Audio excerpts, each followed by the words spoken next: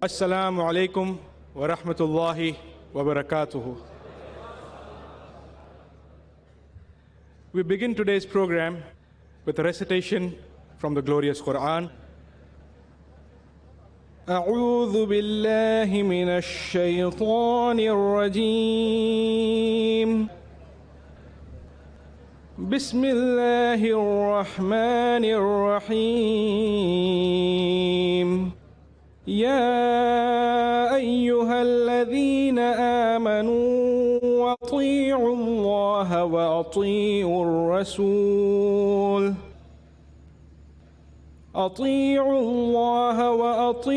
الرسول وأولي الأمر منكم فإن تنازعتم في شيء فردوه إلى الله ورسول إن كنتم تؤمنون بالله واليوم الآخر ذلك خير وأحسن تأويلا.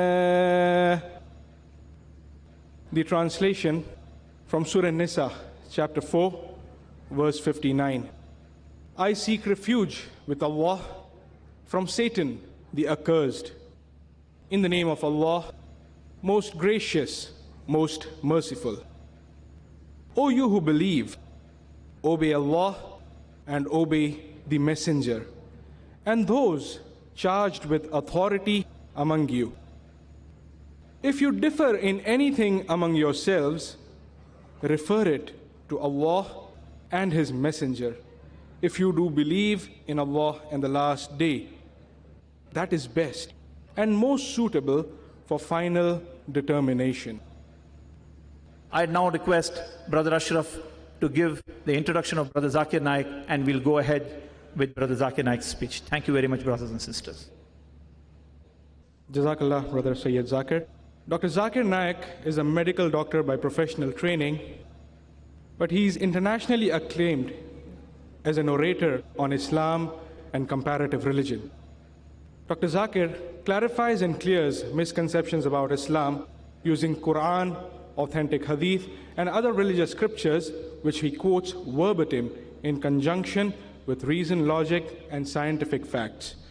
He is popular for his critical analysis and convincing answers to challenging questions posed by audiences after his public talks. He has delivered public talks in the USA, Canada, UK, Saudi Arabia, UAE, Australia, South Africa, Botswana, Malaysia, Singapore, Hong Kong, Thailand, Guyana, South America, and many other countries, in addition to numerous talks in India. No wonder Sheikh Ahmed Deedat, the world-famous orator on Islam and comparative religion, has given Dr. Zakir the title Deedat Plus. Dr. Zakir Naik appears regularly on many international TV channels in more than 150 countries of the world. More than 100 of his talks, dialogues, debates, and symposia are available on DVDs. He has authored several books on Islam and comparative religion. Dear brothers and sisters, before I invite Dr. Zakir Naik to speak to you on the topic Shari'ah, barbaric or perfect, I would request him to gift a copy of the Qur'an and its Tamil translation to Brother Dr. Seppan.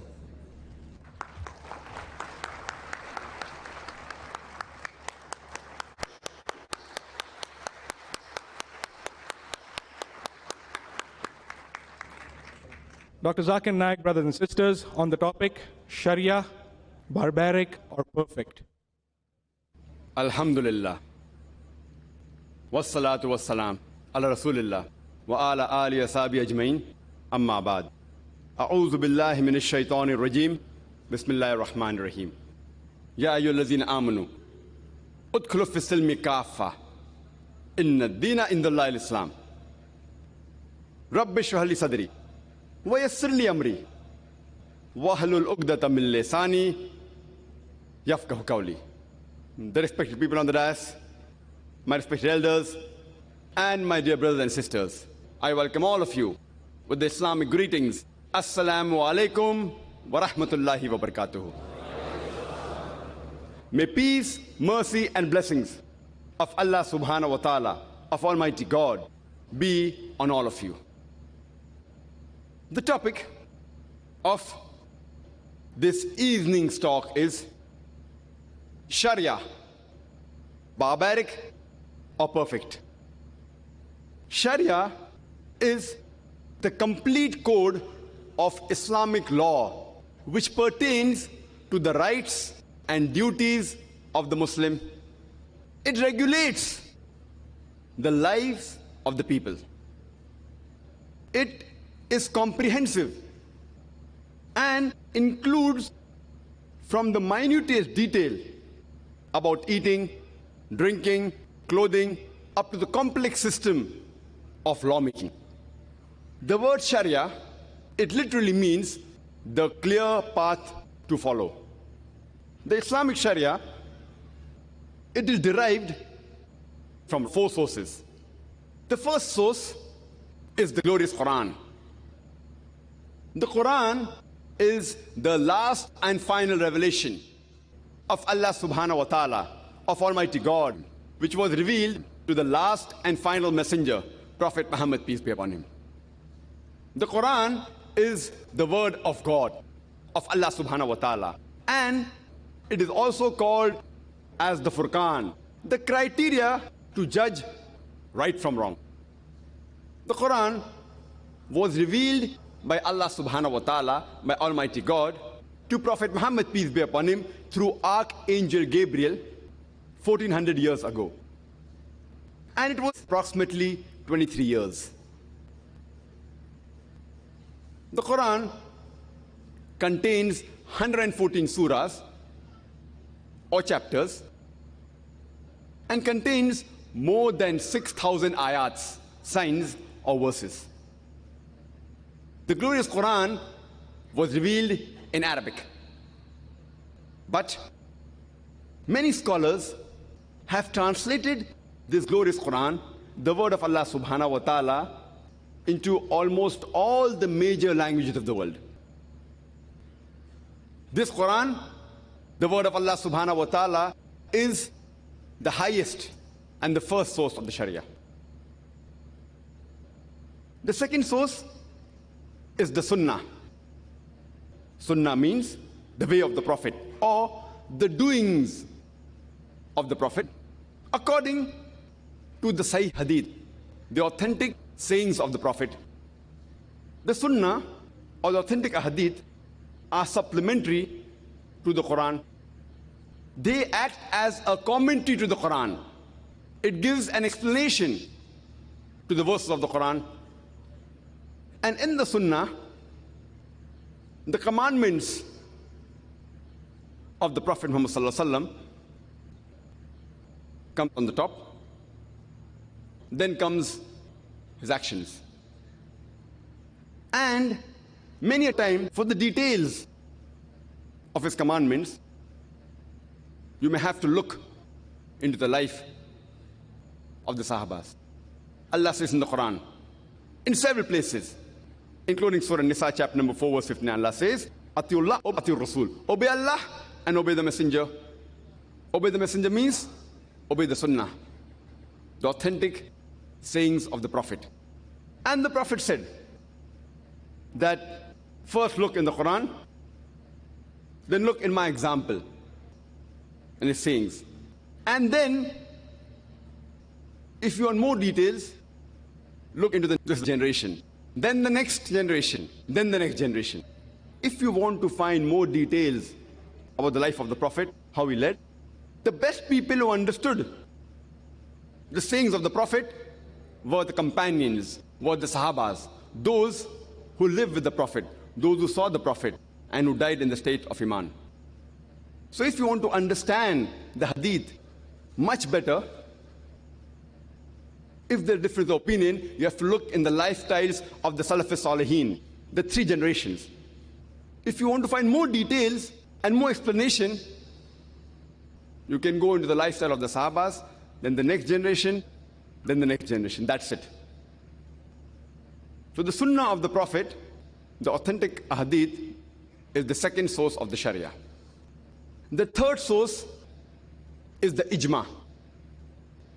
That is the consensus of opinions or the agreement of the opinions of the Sahabas, of the companions of the Prophet, followed by the consensus of the opinions of Salaf as-Salihin and the consensus of opinions of the Muslim jurists of the first 3 centuries of Hijrah. If you cannot find the answer in the Qur'an or cannot find any opinion in the Qur'an, then look in the Sunnah of the Prophet, in the authentic hadith. If you don't find it there, then you go to the third source, that is the ijma, the consensus of opinion. This is the third source. And the fourth source is qiyas. Qiyas means to judge and come closer, to make a judgment based on a reasoning, that if you don't find any direct indication in the Quran or in the Sunnah of the Prophet or in the ijma, then you can use your own logic to try and find out the answer based on the other verses of the Quran or the hadith of the Prophet or the ijma, using analogy. If direct there is no indication about a particular thing, then you should look into the other verses of the Quran and the Sunnah and the ijma and try and find a relevant answer by using analogy. But this can only be used after the ijma. It can be used in an Islamic state where proper Islamic Sharia is followed. Basically, there are 4 sources for the Sharia. Number 1, and the highest in authority, is the glorious Quran, the word of Allah subhanahu wa ta'ala. Number 2 is the Sunnah of the Prophet, the authentic hadith. Number 3 is the ijma, and number 4 is the qiyas. The Islamic Sharia is a complete code of conduct. It gives a person a complete way of life, how a life should be led. But unfortunately, we find in the media and many critics of Islam, they present the Sharia as barbaric. And most of their allegations regarding the Sharia, most of them, major of them, they revolve around 2 aspects. One is the punishment in Islam. They may show a poster or the front cover of a book of a man being whipped. Maybe the naked back is being whipped. And the second aspect is women in Islam, that they are subjugated. They may show a woman in hijab. These 2 are the main factors which the critics of Islam, they attack the Sharia and they say it is barbaric. And there are a few others. Time will not permit us to discuss all the aspects of the Sharia. Neither will time permit us to reply to all the allegations and the criticism of the media and the critics of Islam. In the limited time available, inshallah, I will try and clarify a few of the misconceptions of the Sharia. The first, as I mentioned, most of the Western writers and the critics of Islam, they attack Islam because of the way of punishment. In Islamic law, in Islamic Sharia, the punishment is barbaric. Islam is a complete way of life. And compared to the other ways of life, most of the other religions, if you analyze, they speak good things. Most of the religions, including Islam. But the difference between Islam and the other religion is that Islam, besides speaking good things, it shows you a way how to achieve that state of goodness. For example, all the major religions of the world, they tell us that we should not rob. Hinduism says we should not rob. Christianity says we should not rob. Islam says we should not rob. So what's the difference between Islam and the other ways of life, between Islam and the other religions? The difference is that Islam, besides telling us the good things, it shows us a way how to achieve that state of goodness. In the Islamic Sharia, we have the third pillar of Islam as zakat. That is, every rich person who has the saving of more than the nisab level, more than 85 grams of gold, he or she should give 2.5% of that saving every lunar year in charity. If every rich human being gives charity, poverty will be eradicated from this world. There will not be a single human being who will die of hunger. And Allah says in the Qur'an, in Surah Al-Hashr, chapter 59, verse number 7, it says that zakat has been prescribed so that it prevents the wealth from circulating only amongst the rich. So obligatory charity is a part of the Islamic Sharia. It's further. All those who are rich, who have a saving of more than 85 grams of gold, should give 2.5% of that saving every lunar year in charity. And after that, if suppose someone robs, Allah says in the Quran, in Surah Ma'idah, chapter number 5, verse number 38, as to the thief, be it a man or a woman, chop off his or her hand as a punishment from Allah subhanahu wa ta'ala. Many people will say, chopping off the hands? In this age of science and technology, Islam is a barbaric religion. It is a ruthless faith. And many people think that if they go to Saudi Arabia, where this law is practiced, every second person they come across, they will see that the hands have been chopped. Many people think that if they go to Saudi Arabia, where this law is practiced, every second person's hand will be chopped off. Believe me, I have been to Saudi Arabia several times, umpteen number of times. I have not come across a single human being whose hands have been chopped off. There may be a few whose hands have been chopped, but I have not come across a single. The law is so strict that a person will think 10 times before committing the crime.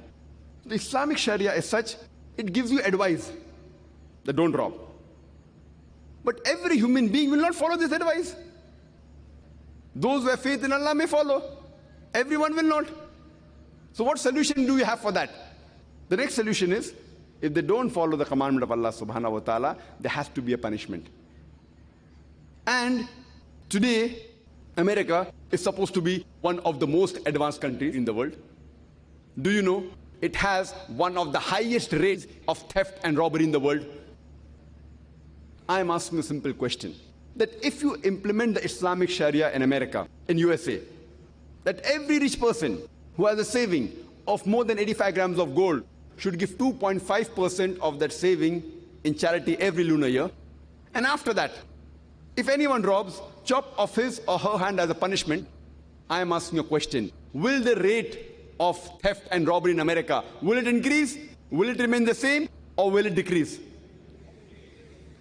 It will decrease. It's a practical law. You implement the Sharia and you get results. Therefore, I say that the Islamic Sharia is perfect.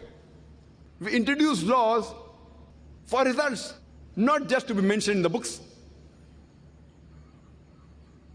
And people may argue, they think that if you implement, then, how many people are robbing? Oh, there are thousands of people robbing in America. So do you mean you'll have to chop off thousands of people's hands? The moment you implement the law within a couple of people, all the rest, God willing, will stop robbing. Because now they know that if we are arrested, we can get through, we can bribe, we won't get a severe punishment. But the moment the punishment is severe, a person will think 10 times before robbing. And immediately the rate will come down.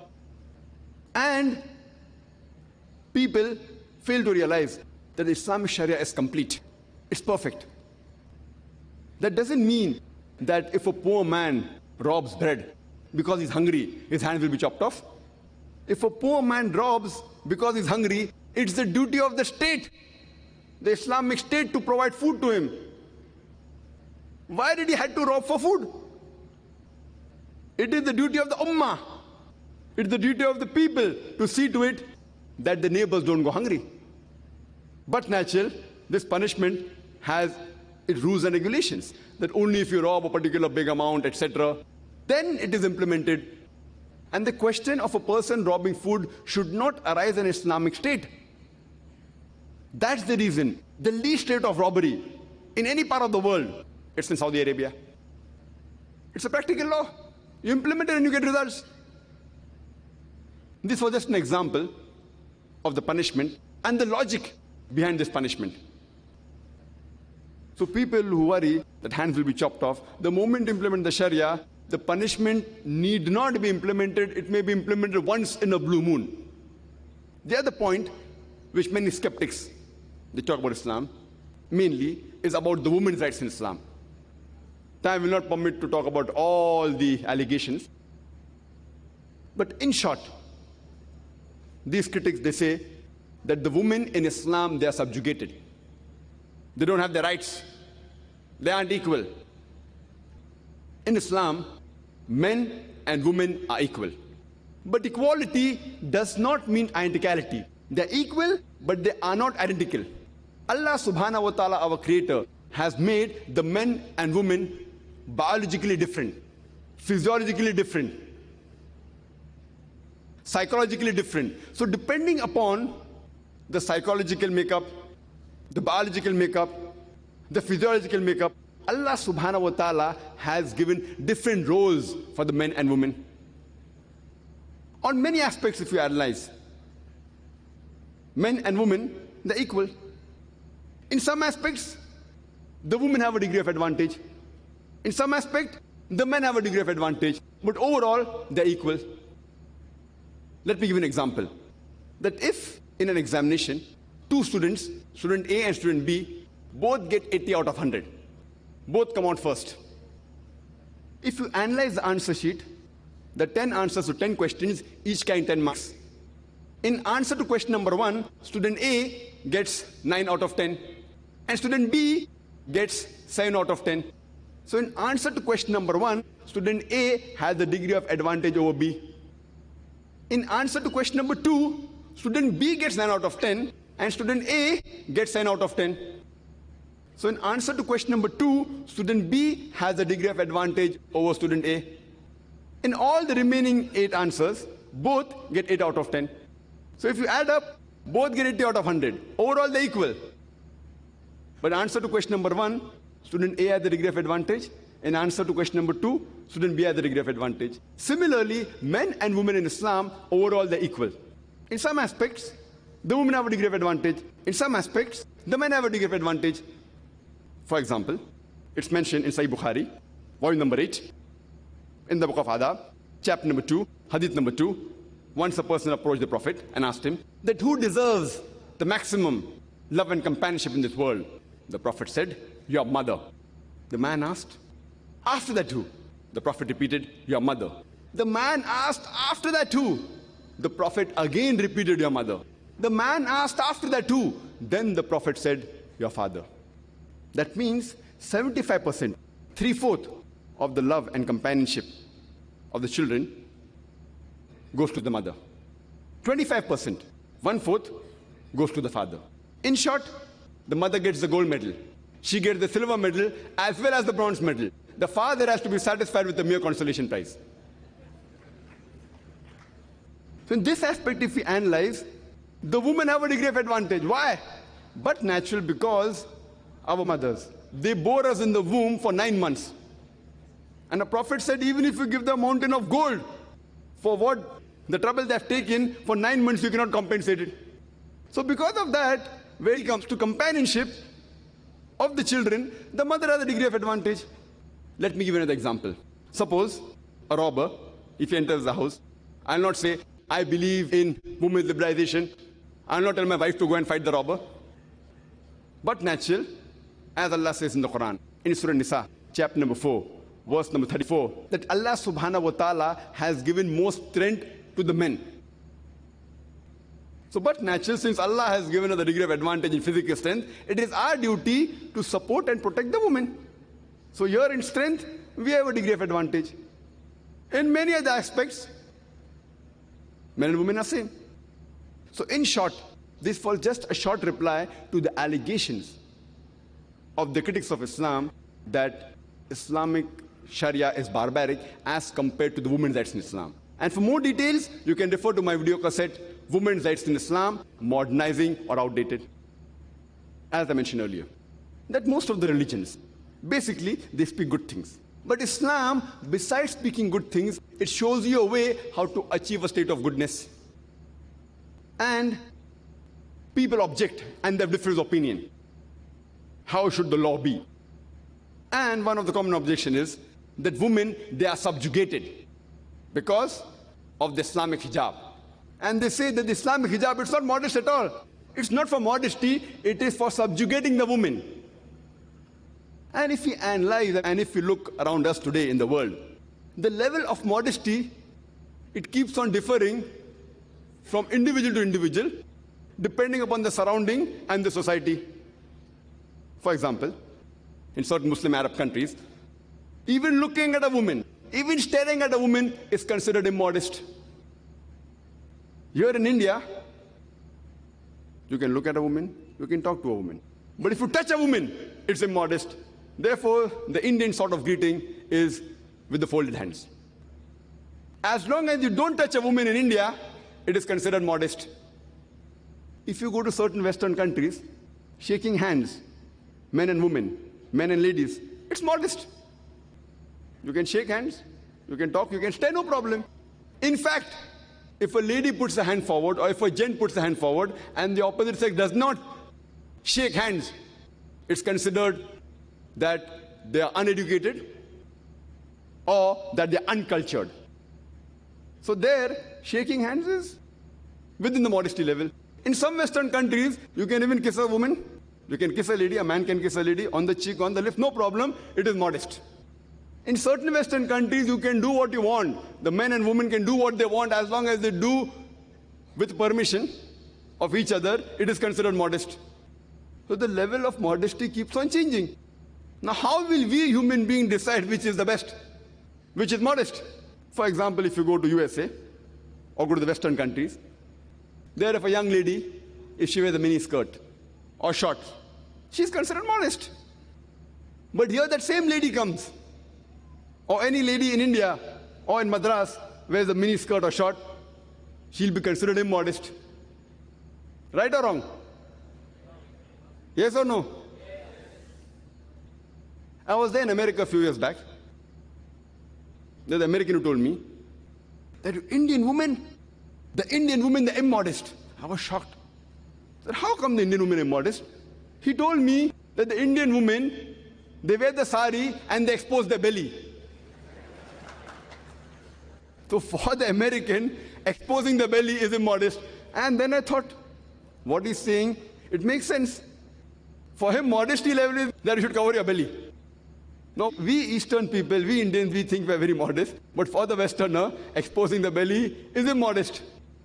So who's to decide what is modest or what is immodest?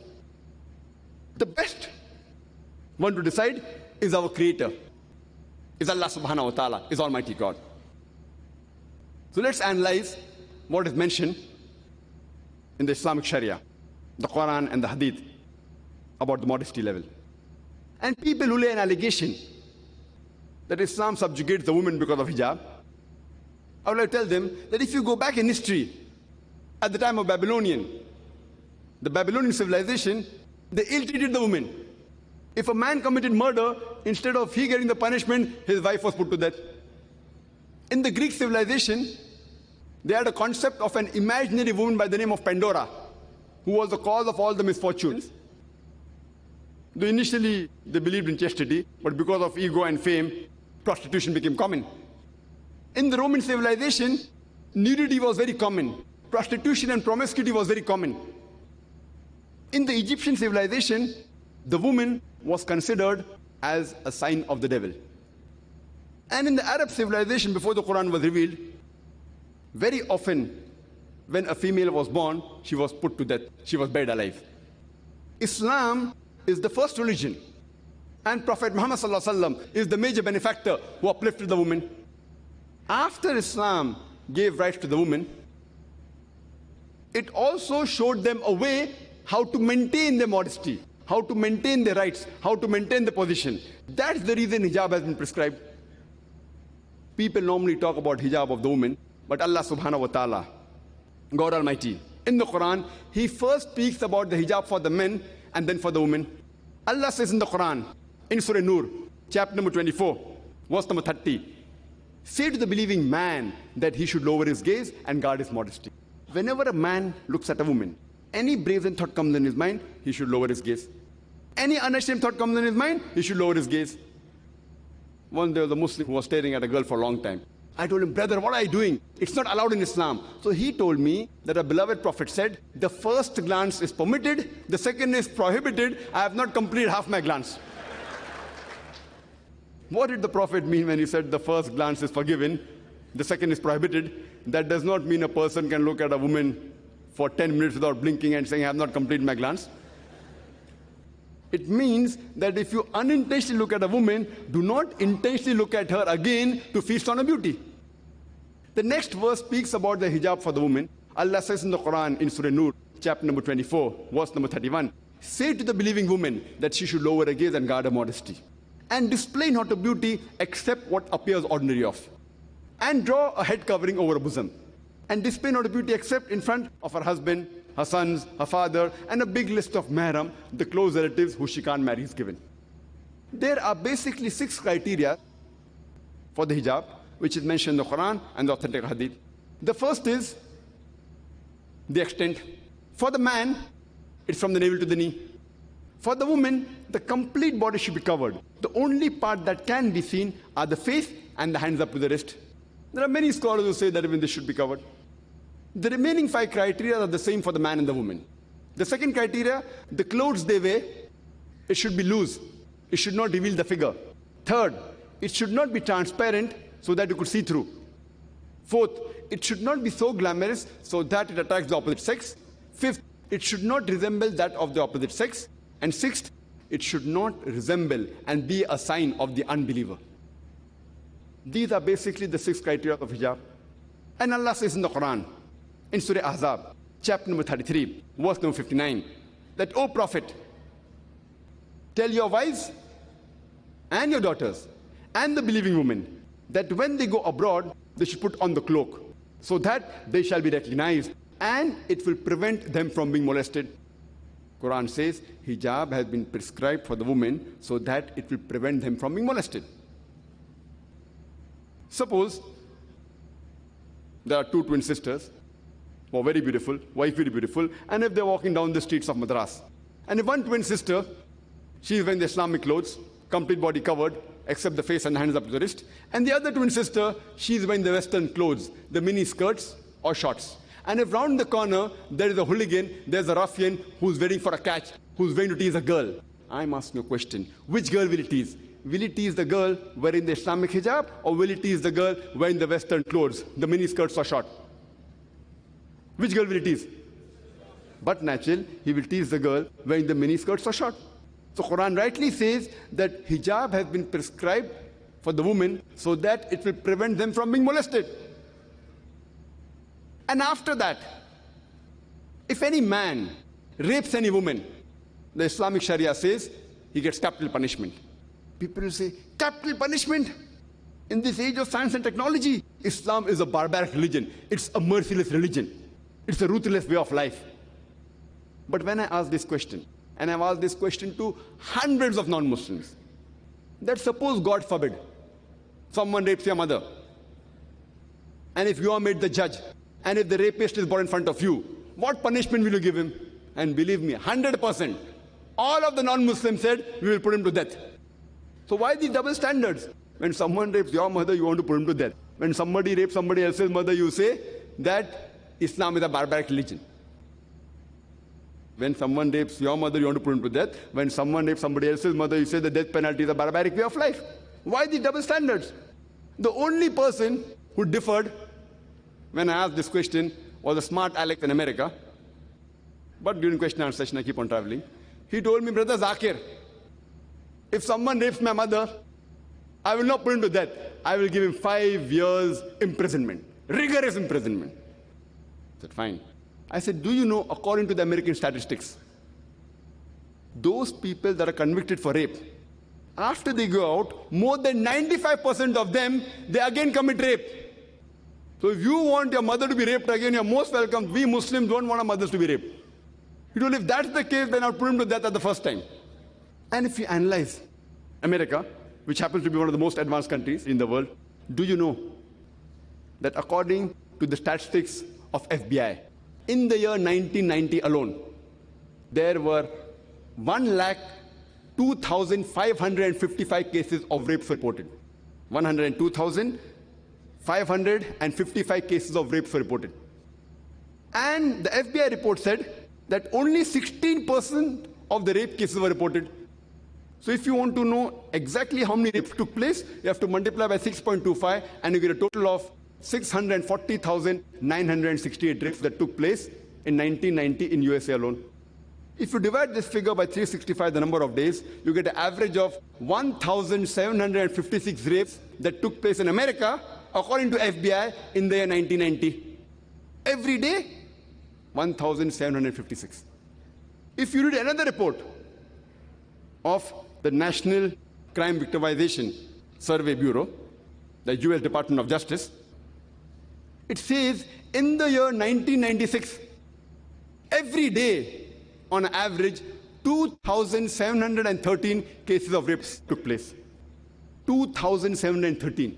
That means every 32 seconds, one rape took place in America in 1996.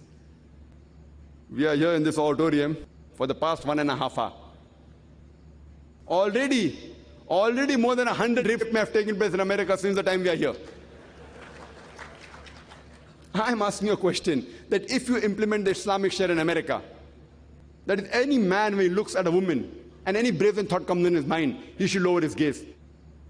And after that, the woman, they should wear the Islamic hijab, complete body covered, except the face and hands up to the wrist. And after that, if any man rapes a woman, he gets death penalty, he gets capital punishment. I am asking the question, that will the rate of rape in America, will it increase? Will it remain the same, or will it decrease? It will decrease. It's a practical law. You implement the Sharia and you get results. That's why I say that Islam, besides talking good things, all the religions say that you should not molest, you should not rape, but Islam shows you a way how to have a society in which people will not rape and molest. And the least rate of rape in any country in the world, it's in Saudi Arabia where this law is practiced.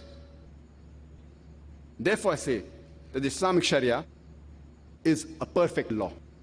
It is the most practical law. It shows you a way how to achieve peace. It may sound barbaric to those people who may not know the figures and the background of what's happening in the world. A law is a code in which you can get results, where you can get peace. There are many critics who say the Islamic Sharia, it's barbaric. It allows a man to have more than one wife. In fact, if you read the Qur'an, Qur'an is the only religious scripture on the face of the earth which says marry only one. There is no other religious scripture on the face of the earth besides the Qur'an which says marry only one. You read the Bible, you read Bhagavad Gita, you read Mahabharata, you read the Ramayana, you read the Vedas. There is no religious scripture on the face of the earth except the Qur'an which says marry only one. If you read the Hindu scriptures, if you read Ramayana, the father of Sri Ram, his name was King Dashrath, he had more than one wife. If you read the Vishnu Sutra, it mentions in chapter number 24, verse number 1, that a Brahmin can have 4 wives. And if you read Mahabharata, Krishna, he had how many wives? 4, 10, 1,000, 10,000? He had 16,108 wives. So when Shri Krishna can have 16,108 wives, so why can't we have 4? Further, if you read the Jewish scriptures, if you read the Old Testament, Solomon had 700 wives, according to the Bible. According to the Old Testament, Abraham had 3 wives.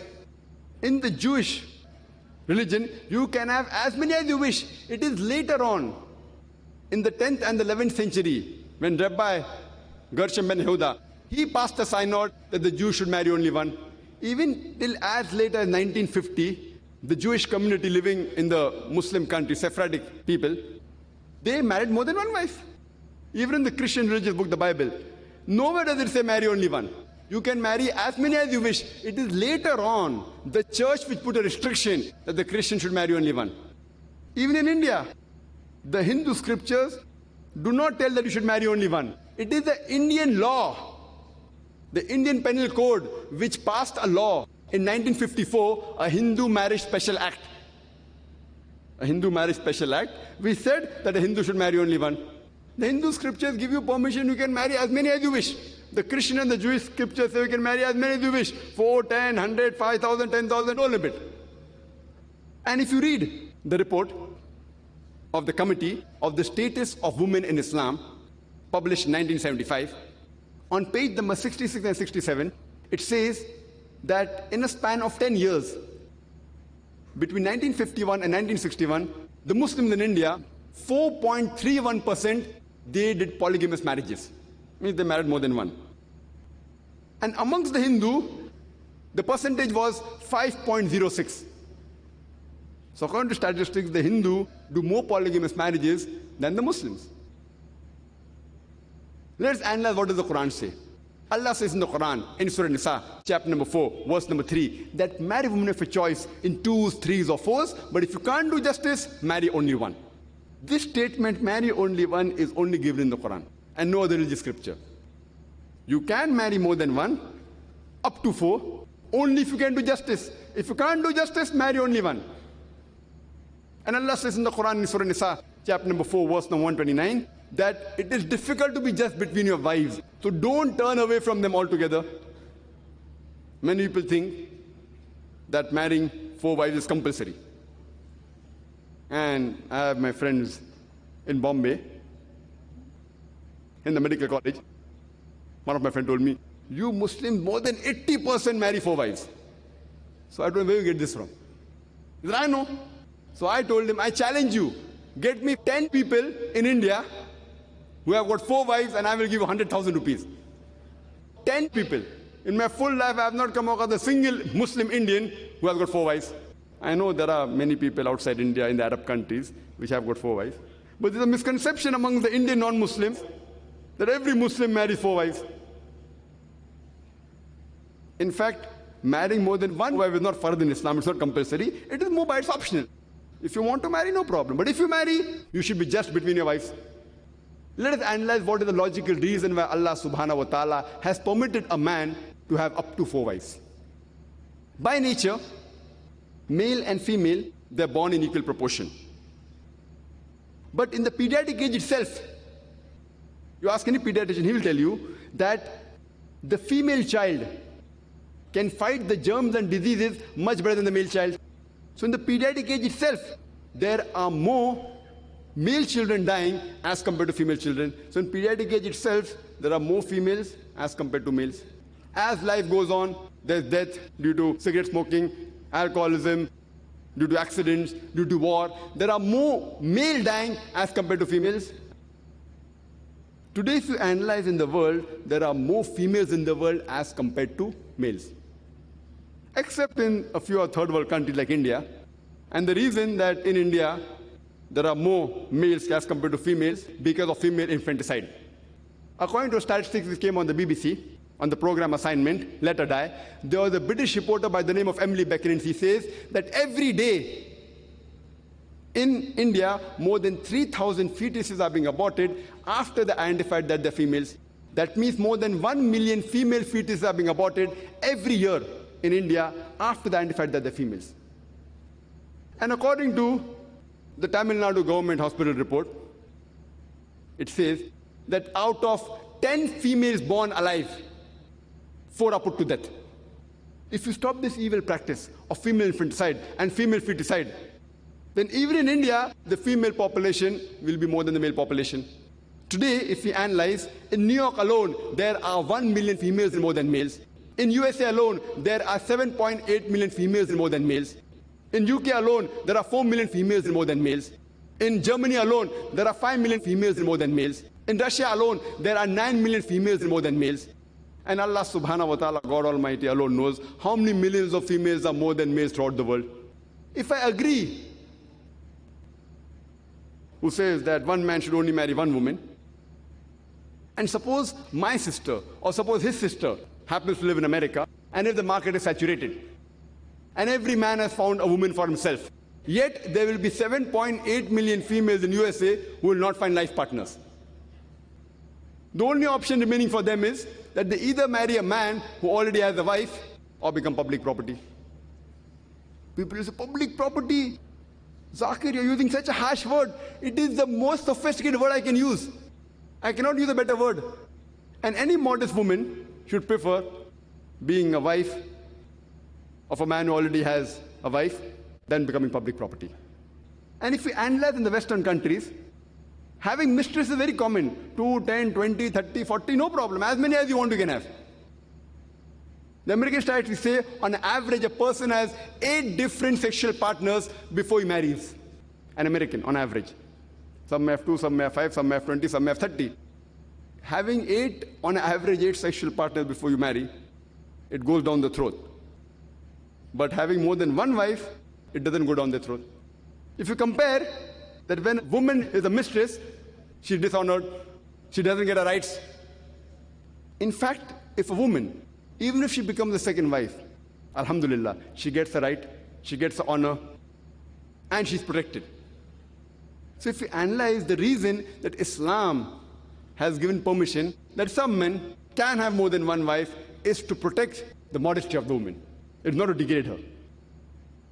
Further, if we analyze that in Islam, the woman is considered as a muhsana, as a fortress against the devil.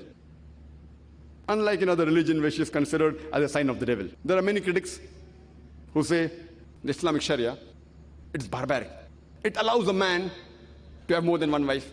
In fact, if you read the Qur'an, Qur'an is the only religious scripture on the face of the earth which says marry only one. There is no other religious scripture on the face of the earth besides the Qur'an which says marry only one. You read the Bible, you read Bhagavad Gita, you read Mahabharata, you read the Ramayana, you read the Vedas. There is no religious scripture on the face of the earth except the Qur'an which says marry only one. If you read the Hindu scriptures, if you read Ramayana, the father of Sri Ram, his name was King Dashrath, he had more than one wife. If you read the Vishnu Sutra, it mentions in chapter number 24, verse number 1, that a Brahmin can have 4 wives. And if you read Mahabharata, Krishna, he had how many wives? 4, 10, 1,000, 10,000? He had 16,108 wives. So when Krishna can have 16,108 wives, so why can't we have 4? Further, if you read the Jewish scriptures, if you read the Old Testament, Solomon had 700 wives, according to the Bible. According to the Old Testament, Abraham had 3 wives. In the Jewish religion, you can have as many as you wish. It is later on, in the 10th and the 11th century, when Rabbi Gershom ben Yehuda, he passed a synod that the Jews should marry only one. Even till as late as 1950, the Jewish community living in the Muslim country, Sephardic people, they married more than one wife. Even in the Christian religious book, the Bible, nowhere does it say marry only one. You can marry as many as you wish. It is later on the church which put a restriction that the Christian should marry only one.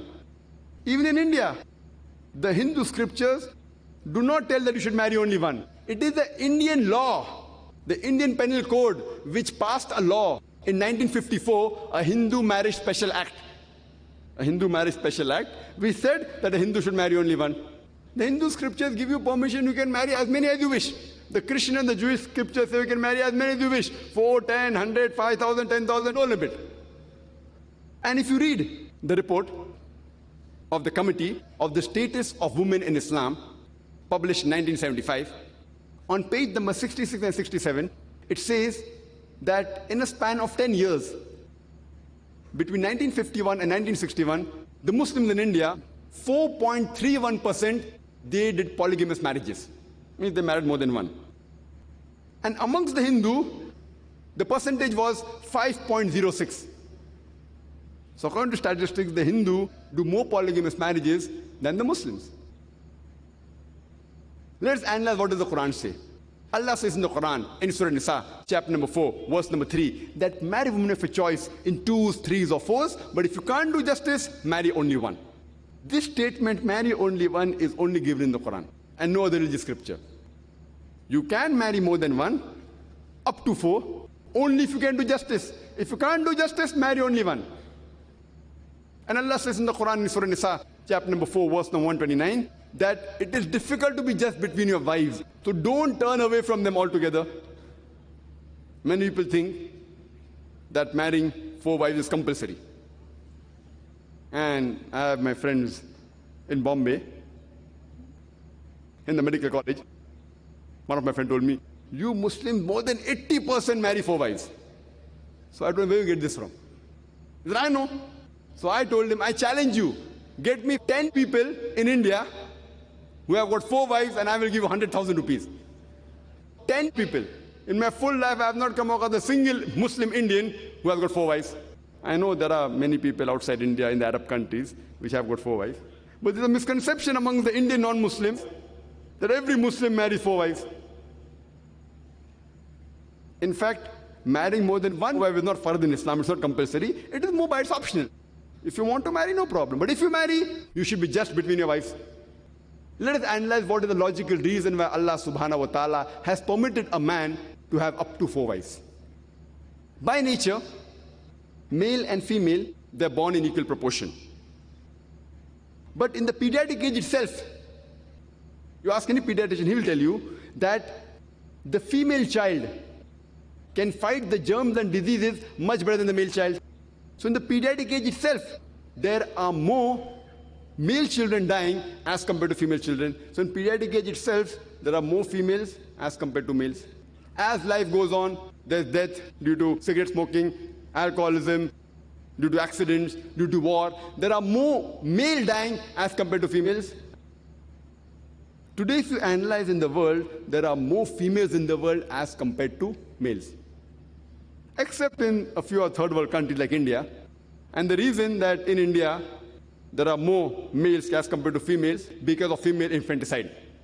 According to statistics which came on the BBC, on the program assignment, Let Her Die, there was a British reporter by the name of Emily Beckin, and she says that every day in India, more than 3,000 fetuses are being aborted after they identified that they're females.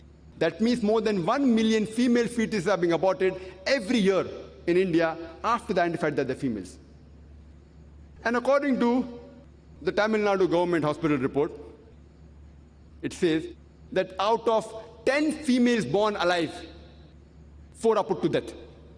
If you stop this evil practice of female infanticide and female feticide, then even in India, the female population will be more than the male population. Today, if we analyze, in New York alone, there are 1 million females and more than males. In USA alone, there are 7.8 million females and more than males. In UK alone, there are 4 million females and more than males. In Germany alone, there are 5 million females and more than males. In Russia alone, there are 9 million females and more than males. And Allah subhanahu wa ta'ala, God Almighty alone knows how many millions of females are more than males throughout the world. If I agree with a person who says that one man should only marry one woman, and suppose my sister or suppose his sister happens to live in America, and if the market is saturated, and every man has found a woman for himself, yet there will be 7.8 million females in USA who will not find life partners. The only option remaining for them is that they either marry a man who already has a wife or become public property. People will say, public property? Zakir, you're using such a harsh word. It is the most sophisticated word I can use. I cannot use a better word. And any modest woman should prefer being a wife of a man who already has a wife than becoming public property. And if we analyze in the Western countries, having mistress is very common. 2, 10, 20, 30, 40, no problem. As many as you want you can have. The American statistics say on average a person has 8 different sexual partners before he marries. An American on average. Some may have 2, some may have 5, some may have 20, some may have 30. Having 8, on average 8 sexual partners before you marry, it goes down the throat. But having more than one wife, it doesn't go down the throat. If you compare that when a woman is a mistress, she's dishonored, she doesn't get her rights. In fact, if a woman, even if she becomes the second wife, alhamdulillah, she gets the right, she gets the honor, and she's protected. So if we analyze the reason that Islam has given permission that some men can have more than one wife is to protect the modesty of the woman. It's not to degrade her. Further, if we analyze that in Islam, the woman is considered as a muhsana, as a fortress against the devil. Unlike in other religion where she is considered as a sign of the devil. And our beloved Prophet Muhammad ﷺ said, it's mentioned in Sahih Bukhari, volume number 7, in the book of Nikah, chapter number 3, hadith number 4, that, oh young people, whoever has the means to get married should get married. And the Prophet said, there is no monasticism in Islam. The Prophet also said that whoever marries, he completes half his deen. Once during question and answer time, somebody asked me, that does it mean that if I'm married twice, I complete my full deen? What did the Prophet meant when he said marriage completes half your deen? Marriage prevents you from fornication, from adultery, from promiscuity, from homosexuality, which are half the evil in the society. Only if you marry do you have an opportunity to be a father or a mother. Only if you marry do you have an opportunity to be a husband or wife, which are very important duties in Islam. So irrespective whether you marry once or twice, you only complete half your deen. And the Prophet said, anyone who does not marry, he is not of me. And the Qur'an describes nikah in Surah Nisa chapter number 4, verse number 21, as a misaq, as a sacred covenant. And for a nikah to solemnize, the permission of both would-be husband and wife is important. The woman and the man both is equally important. Our beloved Prophet said, it's mentioned in Sahih Bukhari, volume number 7, in the book of Nikah, chapter number 69, hadith number 49, that once a lady by the name of Khansah bint Khadim al-Ansariya, she approached the Prophet and she said that my father has forced me to marry a man who I did not like. And the Prophet, he nullified the marriage. So permission of both would-be husband and wife is equally important in Islam. And in Islam, for a marriage to solemnize, mahr is compulsory. Allah says in Surah Nisa, chapter number 4, verse number 4, that gift to the woman in marriage, a marital gift, mahr is compulsory. A dower is compulsory. The would-be husband should give a dower to the would-be wife. In the Indian culture, it is opposite. Dowry in India, the bride gives to the bridegroom.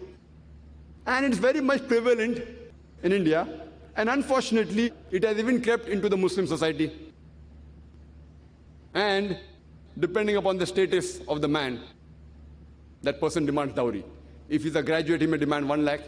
If he's an engineer, he may demand 5 lakh. If he's a doctor, he may demand 20 lakhs.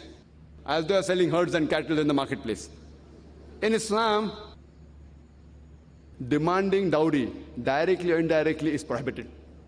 You cannot give indication that my son, he likes to travel in a Mercedes car, indicating I want a Mercedes car for dowry. My son, he likes to live in a 3-bedroom apartment, giving an indication you want 3-bedroom apartment for dowry. Demanding dowry directly or indirectly in Islam is prohibited.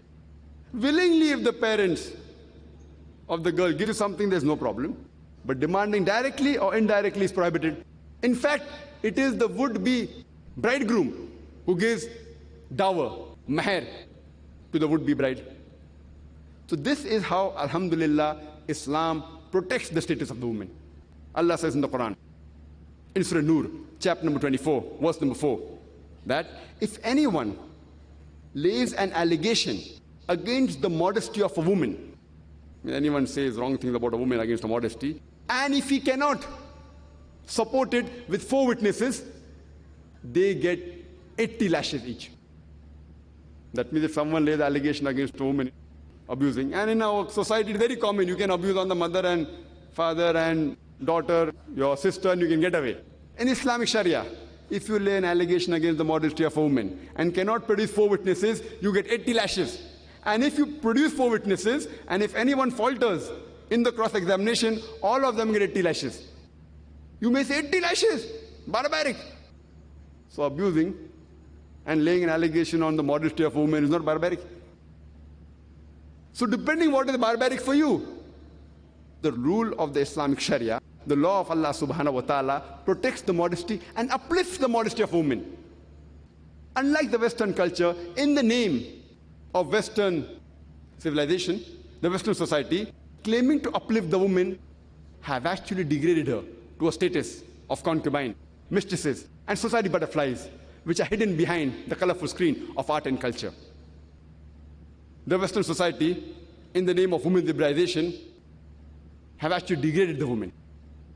They claim to uplift the woman, but if you analyze, they've degraded her. In the name of art and culture, they are selling their daughters. They're selling their mothers.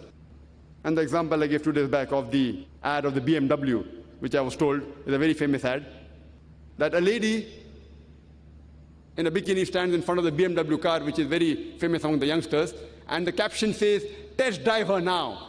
Who, the girl or the car? What are they doing? In the name of advancement, civilization, they're selling their mothers. They're selling their daughters. They're selling their wives. We in Islam, we protect our women. We love them. We revere them. And we honor them. We don't want to sell them.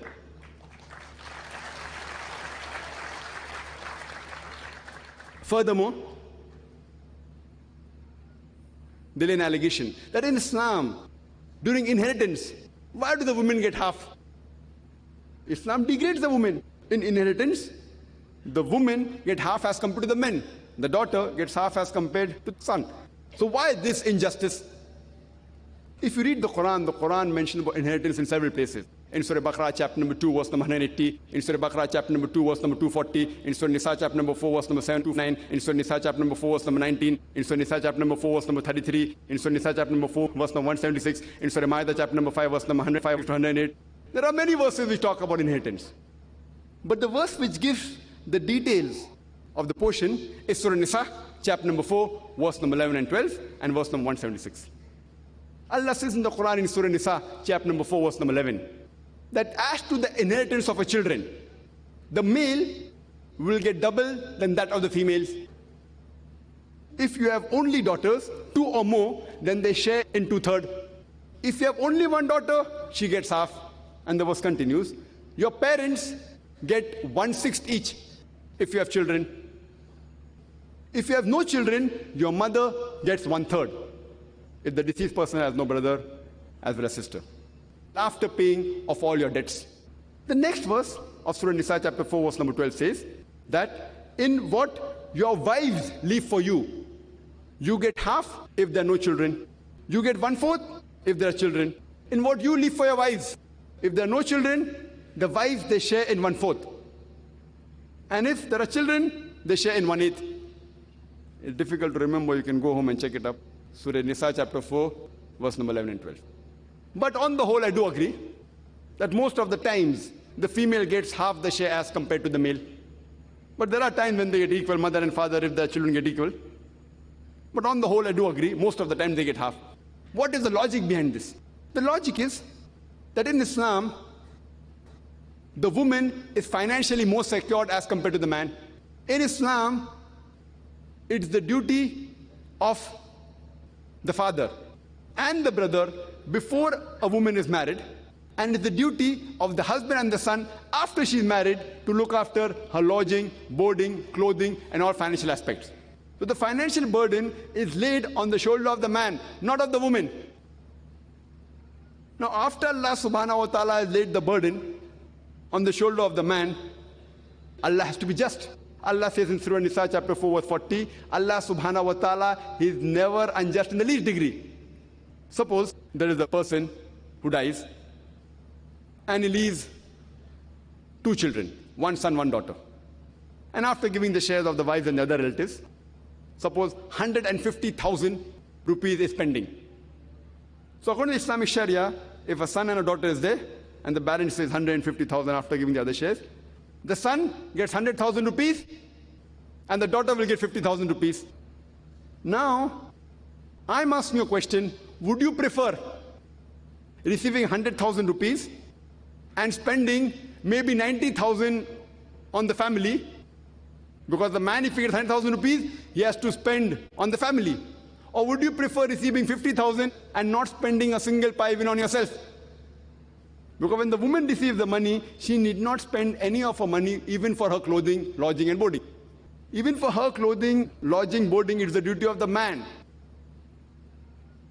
But naturally, anyone would prefer receiving 50,000 rupees and keeping everything for themselves than receiving 100,000 rupees and spending maybe 80 or 90% on the family.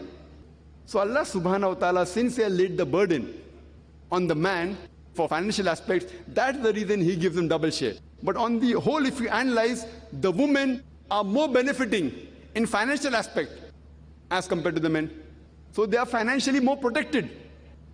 Further, if you analyze, one of the common allegations, time doesn't permit us to deal with many, is the concept of jihad.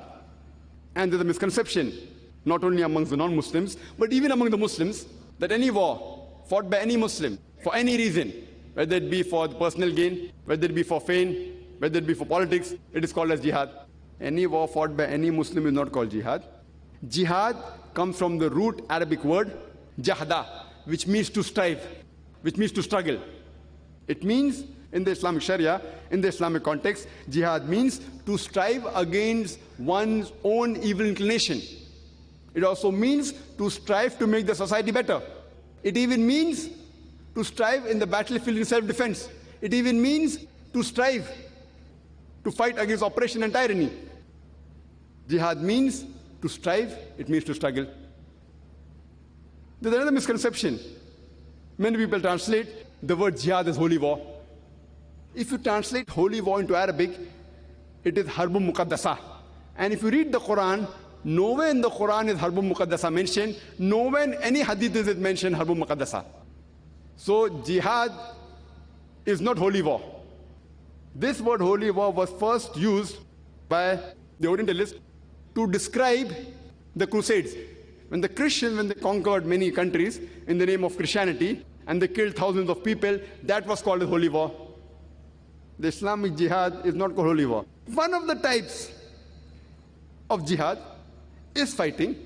It is qital, but natural fighting in the way of Allah subhanahu wa ta'ala. And I've given a detailed talk on jihad when I'd come 1.5 years back in the same city of Chennai. You can refer to the video cassette. But if you analyze, these people, they pick up verses of the Quran and they say, the Quran says that wherever you find a kafir, you kill them. Indicating wherever you find a non-Muslim, you kill. It's a barbaric religion. And one of the most famous verses quoted is of Surah Tawbah, chapter number 9, verse number 5. And these critics, they say, including Arun Shuri, he writes in his book, The World of Fatwa, he quotes Surah Tawbah, chapter 9, verse number 5, and says that the Quran says, wherever you find a kafir, into bracket he means Hindu, that you kill them. And if you open the Quran, Surah Tawbah, chapter number 9, verse number 5, does say that wherever you find a kafir, kill them. But he's quoting a verse out of context. If you read the context, the first few verses of Surah Tawbah, chapter number 9, it speaks about a peace treaty between the Muslims and the mushriks of Makkah. And this peace treaty was unilaterally broken by the mushriks of Makkah. By the time Allah subhanahu wa ta'ala reaches verse number 5, he tells the mushriks, the enemies, that you put things straight in 4 months' time, otherwise a declaration of war. And in the battlefield, Allah subhanahu wa ta'ala says that when the kafirs, when the enemies come, you fight and you kill them. So this verse is a verse which is revealed in the battlefield, that when the enemies come to attack you, don't get scared, fight them, kill them. Now, any army general, to boost up the morale of his soldiers, he will but naturally say that don't get scared, fight and kill the enemy. He'll not say that don't kill the enemy, don't fight. So this verse is a verse which is revealed in the battlefield. And Arun Shuri, from verse number 5, he jumps to verse number 7, because Surah Tawbah, chapter 9, verse number 6 has the reply to his allegation. Verse number 6 says that if the enemies seek asylum, if they seek peace, don't just give it to them, escort them to a place of security, so that they will hear the word of Allah subhanahu wa ta'ala. The most merciful army general today will tell his soldiers that let the enemy go. But Allah says, don't just let them go, escort them to a place of security. And further, if you analyze that all the major religious scriptures, they talk about fighting falsehood with truth. All the major scriptures. If you read the Bible, in the book of Exodus, chapter number 32, it speaks about fighting. In the Bible, in the book of Numbers, chapter number 31 speaks about fighting. In the Gospel of Luke, chapter number 22, Jesus Christ, peace be upon him, says that take the sword and fight. Same thing with Mahabharata. It's a full epic talking about fighting. Bhagavad Gita is the advice given by Shri Krishna to Arjun to fight. Arjun says in Bhagavad Gita, chapter number 1, verse number 43 to 46, that how can I kill my cousins? I would prefer getting killed unarmed than fighting my relatives. So Shri Krishna says in Bhagavad Gita, chapter number 2, verse number 2-3, he says, how can such impurities come in your mind that you don't want to fight? How can you become so important? Bhagavad Gita, chapter number 2, verse number 31, 32, 33 says that you are a Kshatriya, you should fight. Only if you fight will you get paradise. The moment I tell a Hindu of Bhagavad Gita, he tells me, no, but this fight is truth against falsehood. So I said, same thing, Quran speaks truth against falsehood. The moment I give the example of Bhagavad Gita to Hindu, he understands. And then he says, okay, the Quran has got no problem. So to a Christian, you have to give the example of the Bible. To the Hindu, you have to give the example of his religious scriptures. Come to common terms. And if we analyze, every country, it has its laws. Even India has its laws. In India, it is prohibited to rob. It's not allowed by law. It is prohibited to rape. But yet people are robbing. Yet people are raping. So what do they have? They have a police force. Police force to see to it that they can punish the criminal. We have a military if an enemy comes to fight. Every country has a military force, has a police force. So similarly, what the Quran talks is telling the Muslim that when the enemies come, you be prepared and fight. So when every country in the world has a police force, has a military force, so when Quran tells the Muslim that in your state, even you have a force, we should be ready to fight the enemies. So what's the harm in the Quran? We should realize that the Islamic Sharia, it's perfect. And if the Khalifa gives an order, the head of state, to fight, and if he says all should take part in fighting, all should take part, irrespective whether he is a doctor or an engineer, that is the jihad, striving. You have no option. That law is not there in India. And people object that in Islam, why does Islam take jizya tax from the non-Muslim? And in the Islamic Sharia, there are even rights of the non-Muslim. We can give a talk on that. And I write articles every month in one of the Hajj magazines in Saudi Arabia of the rights of non-Muslim in the Islamic Sharia. Time will not permit to speak about this in detail. But just the allegation about jizya, that how come Islam takes jizya from the non-Muslim? If you know the background of jizya, why it is taken, you will appreciate it. See, jizya is a tax taken from the non-Muslims who agree that they agree with the rule of the Muslims. We agree that you are the rulers. And the thing the jizya has taken, that in an Islamic state, if you are a Muslim, and if the Khalifa tells that you should take part in jihad or take part in the war, fighting of the falsehood, it's compulsory. You have no option, irrespective whether you're a doctor or an engineer or a lawyer. When a non-Muslim gives jizya, the Islamic state gives him protection. And the jizya is how much? Just a couple of 100 rupees. Hardly. And the Islamic state gives them protection. If anyone attacks you, we'll protect you. You need not take part. If someone gives me the option that should I fight if the enemies come, or would you prefer paying 100 rupees and staying peacefully at home and getting protection, I would prefer the second. Pay a couple of 100 rupees and sit at home, relax, I've got protection, everyone is protecting me. So actually this jizya tax is just to acknowledge that fine, we accept that we are under protection, and they get protection.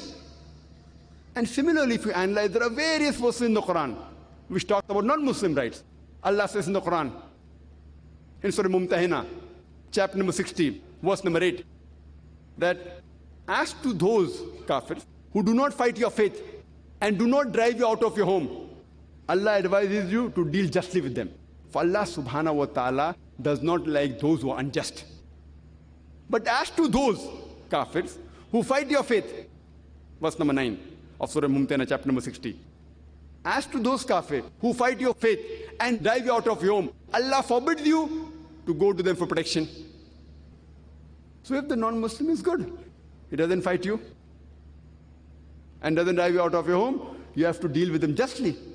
And there are various rules and rights even for the non-Muslims. This is the total Islamic Sharia. Irrespective if a Muslim, if he harms a non-Muslim, even he gets punished. If a Muslim robs from a non-Muslim's house 1 kg of gold, his hand will be cut. That is justice. If you analyze, Islamic Sharia is not barbaric, it is perfect. And the Sharia firstly lays down rules what good things you should do. Not rob, not rape, etc. But everyone will not follow. So for them, the punishment is laid down. But the complete Sharia also includes one of the pillars of Iman. The fifth pillar of Iman, that is life after death. Allah says in the Quran, in Surah Mulk, chapter number 67, verse number 2. Allazi khalaqal mauta wal hayata. It's Allah who has created death and life to test which of you is good in deeds. This life is the test for the hereafter. And life after death is compulsory for Iman. Without that, Iman is not complete. Why? And there are many people who say life after death, it's illogical. Many people don't believe in life after death. Many people don't believe in Almighty God. How will you convince them logically? The logical argument is, I've given the talk on Qur'an and modern science, and I've said there that the Qur'an contains more than 6,000 verses, out of which more than 1,000 verses speak about science. Now, if we analyze all the verses that speak about science, approximately you can say 80%, today science tells us 100% correct because of advancement of science in all these few hundred years. Today science tells us that approximately 80% of whatever Quran speaks about science is 100% correct. The remaining is 20% which is ambiguous, unknown. One amongst them is life after death. Science hasn't reached that far to prove that there is life after death. Science hasn't proved that there is hell or heaven. Science hasn't proved the existence of jinn. So there is 20% yet science hasn't proved what the Quran mentions. So is it that I'm blindly believing life after death? I say it's a logical belief. My logic says that when 80% of whatever the Quran has said is 100% correct and 20% is ambiguous, neither right, neither wrong, my logic says that inshallah, even this 20% will be right. It's a logical belief. And one of this 20% is life after death. Now, how to convince a person in another way about life after death?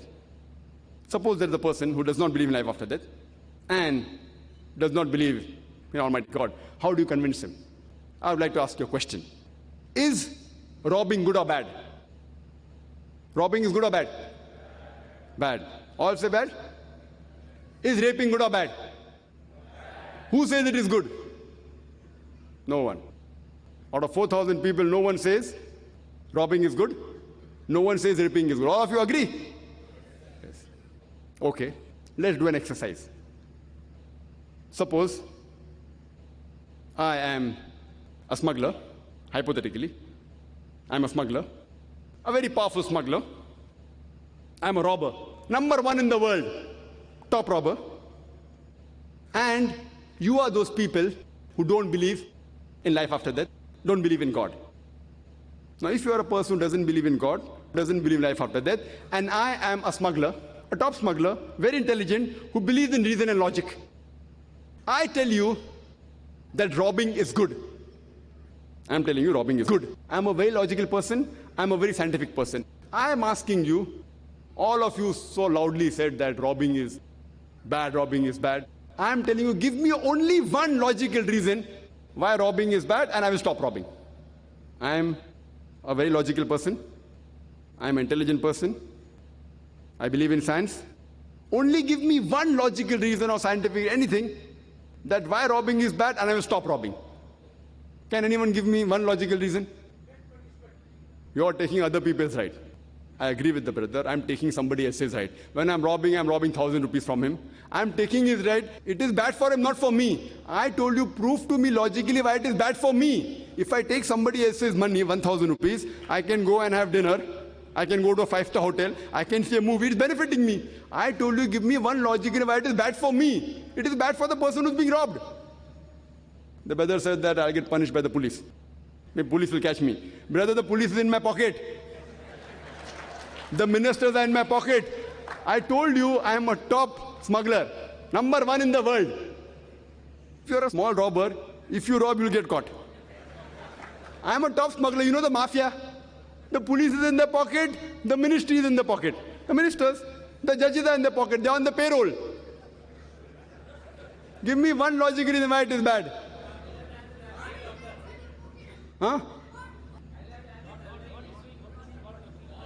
You should remember, starting of the exercise, I told you that you're those people who do not believe in God, do not believe in hereafter. I'm a smuggler. You're trying to convince me that robbing is bad. Give me one logical reason, only one. Haram. Haram. Haram according to you, so you don't rob. It's not haram according to me. If it is haram according to you, don't rob. If it's prohibited, don't rob. Who's telling you to rob? I'm telling you, prove to me. I am a logical person. Only one logical reason give me why it is bad and I'll stop robbing. Only one, not two. Only one logical, with logic. You will be robbed. Very good. Brother is intelligent. Somebody will rob me. Brother, I told you I'm number one mafia. I've got 100 bodyguards. 100 bodyguards standing behind the stage. All I've got AK-56 rifles. If a small robber robs, somebody will rob him. I'm number one in the world. I've got bodyguards. No one can rob me.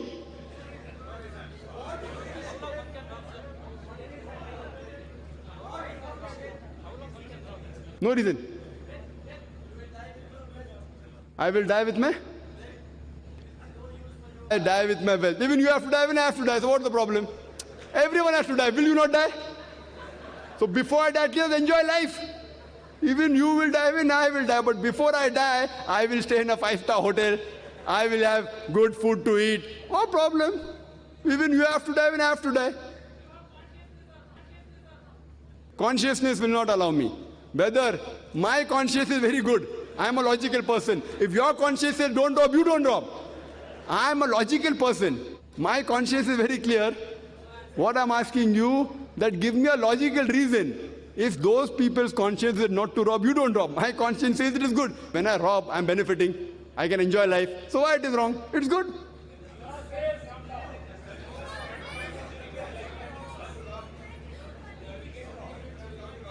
Sorry? What is better?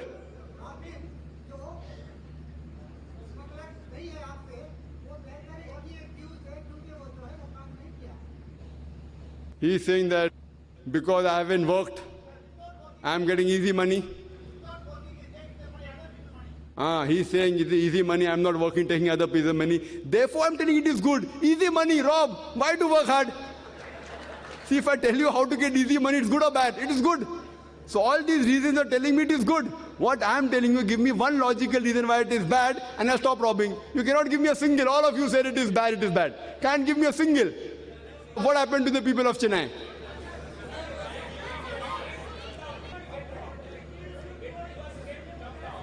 Sorry? I can't hear you, brother. You will be next generation of America. He says I have to be Bush. Okay, fine. Fine. Now all the chances are over. Brother said, if I'm robbing, I will be robbed. I told you I've got bodyguards. Didn't I tell you? I've got bodyguards. No one can rob me. Okay, now all your chances are over. Now let's turn the tables over.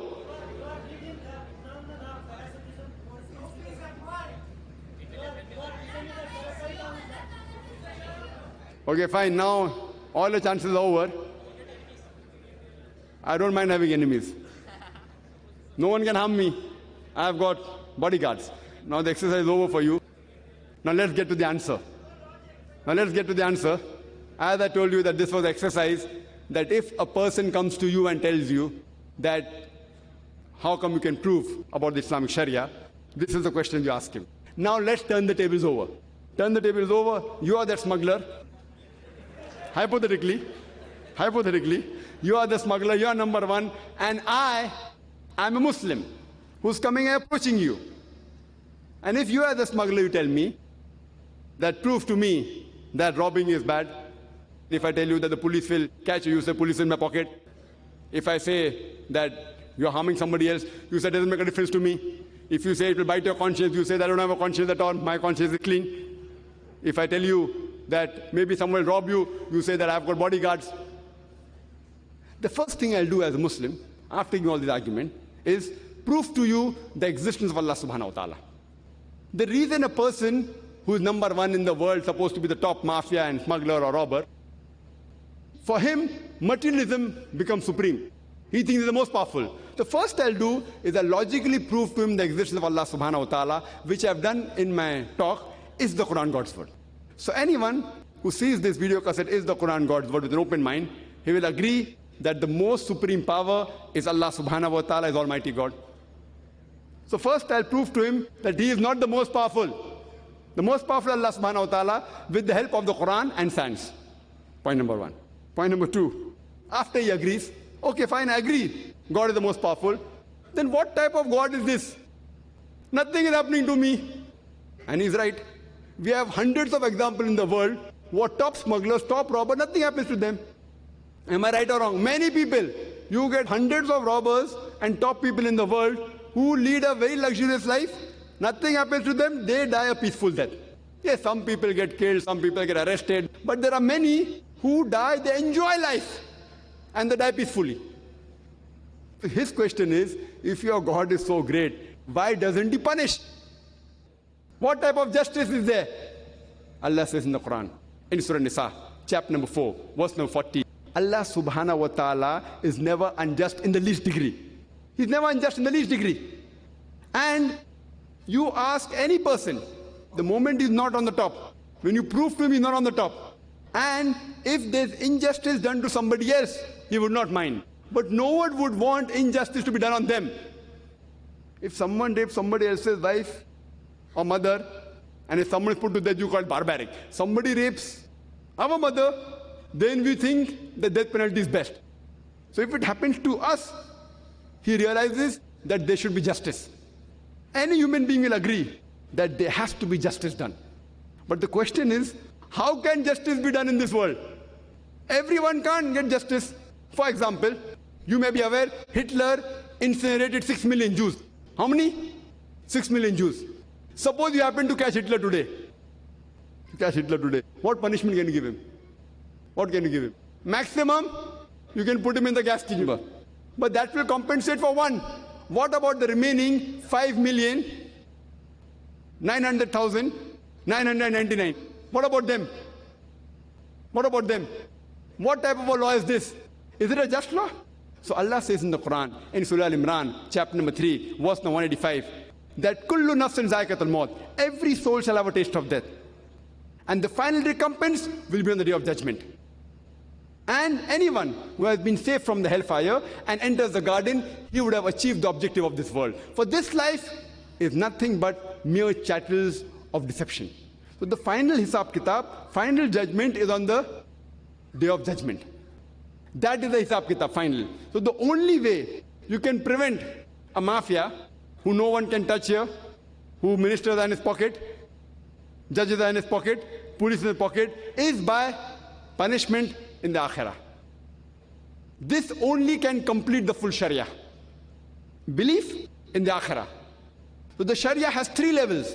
Number 1 is that it gives a law. Don't rob, don't rape. Number 2, if you rob or rape, you get punishment here. Number 3, because those who don't want to follow the law, they can get caught, they can get punished. But every country doesn't have the Shari'ah. America doesn't have the Shari'ah.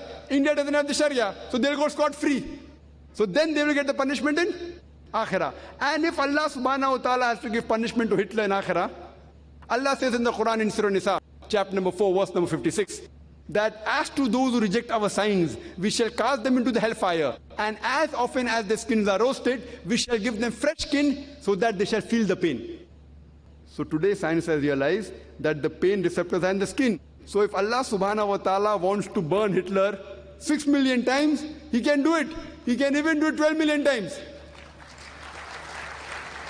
It cannot be done in this world. So the final judgment is in the Akhirah. You may get part punishment here. But the main hisab kitab, the main judgment is on the day of judgment, and Allah subhanahu wa ta'ala is Malik Yawmuddin. He is the master of the day of judgment. But the final Sharia and the Islamic law is only you can understand if you believe in Akhirah. If you don't believe in Akhirah, there is no concept of robbing is bad, no concept of raping is bad. All these concepts only come into picture if there is life after death. So this is the complete Sharia. And I would like to conclude by giving the example that whenever you want to judge the Sharia, judge according to the authentic sources. That is the Quran, the Sunnah of the Prophet, the authentic hadith. Not on what individual Muslims do or what the Muslim society does. Because what normally the media does, they pick up black sheep of the community, and they portray as though they are the best, that these are the ideal Muslims, exemplary Muslim. And you find in the media that if it comes in the media, if a 50-year-old Muslim marries a 16-year-old girl, maybe an Arab has come, so it comes in the headlines. 50-year-old Arab Muslim marries a 16-year-old girl, headlines. If a 50-year-old non-Muslim rapes a 6-year-old girl, it comes in news briefs. News briefs. So the media portrays. I'm aware that there are black sheep in our community. There are black sheep in our community. There are people who call themselves Muslim, but they don't follow the Sharia. Islam says not to have alcohol, not to have drugs. I know Muslims who can bring the non-Muslim under the table. I'm aware of it. These are black sheep. There are black sheep in every community. The media picks them up and portrays them as though they are exemplary. And the example I gave yesterday, that if you want to judge a car, and if a person who does not know how to drive the car sits behind the steering wheel and he bangs up the car, who will you blame, the driver or the car? Driver. So don't judge Islam by looking at the Muslims. Judge Islam by the authentic source of the Qur'an. And if you judge according to this, you judge by putting a driver behind the seat who's an expert driver. So if you want to observe a human being, to know what Islam is, the best example is the last and final messenger, Prophet Muhammad sallallahu alaihi wasallam. Wa akhiru da'wana alhamdulillahi rabbil alameen. Thank you very much, brothers and sisters. Shukran.